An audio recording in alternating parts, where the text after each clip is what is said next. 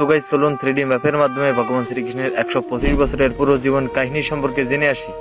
Guys, ভগবত পুরাণ অনুসারে 19 জুলাই 3228 খ্রিস্টপূর্বে মথুরা সুসেন রাজ্যে কংসের কারাগারে ভগবান শ্রীকৃষ্ণের জন্ম হয় এবং ওই রাত্রেই পিতা বাসুদেব মথুরা থেকে গোকুলে নিয়ে যায়, যেখানে তিনি শিশু অবস্থাতেই পুতনা রাক্ষসীকে বধ করেন এবং যখন তার বয়স 3 বছর তখন তিনি বৃন্দাবনে চলে যান এবং সেখানে তিনি কালী ও নাগকে বধ করে সাধারণ মানুষকে রক্ষা করেন এবং তার কনিষ্ঠ আঙুলে গোবর্ধনকে ধারণ করে ভগবান ইন্দ্রের অহংকারকে বিচ্ছিন্ন করেন। এখান থেকে 10 বছর বয়সে তিনি মথুরা গিয়ে কংসের বধ করেন এবং এখান থেকে তিনি উজ্জয়ন চলে যান গুরু গৃহের সন্দীপন মুনির কাছে শিক্ষা লাভের জন্য এবং গুরু আদেশে তিনি চলে যান গুজরাটে এবং সেখানে তিনি দ্বারকা নগরী প্রতিষ্ঠা করেন। এখান থেকে ভগবান শ্রীকৃষ্ণের বয়স যখন 89 বছর তখন তিনি চলে যান হস্তিনাপুর রাজ্যে এবং ওখান থেকে কুরুক্ষেত্রে গিয়ে কুরুক্ষেত্রের যুদ্ধভূমিতে দাঁড়িয়ে অর্জুনকে গীতার উপদেশবাণী প্রদান করেন এবং সৃষ্টি করেন মহাভারত। এখান থেকে 125 বছর বয়সে ভগবান শ্রীকৃষ্ণ চলে আসেন গুজরাটের ভালকা শহরে, যেখানে 18 ফেব্রুয়ারি 3102 খ্রিস্টপূর্বে জরা নামক এক শিকারীর হাতে তীরবিদ্ধ হয়ে দেহ ত্যাগ করে ভগবান শ্রীকৃষ্ণ বৈকুণ্ঠের উদ্দেশ্যে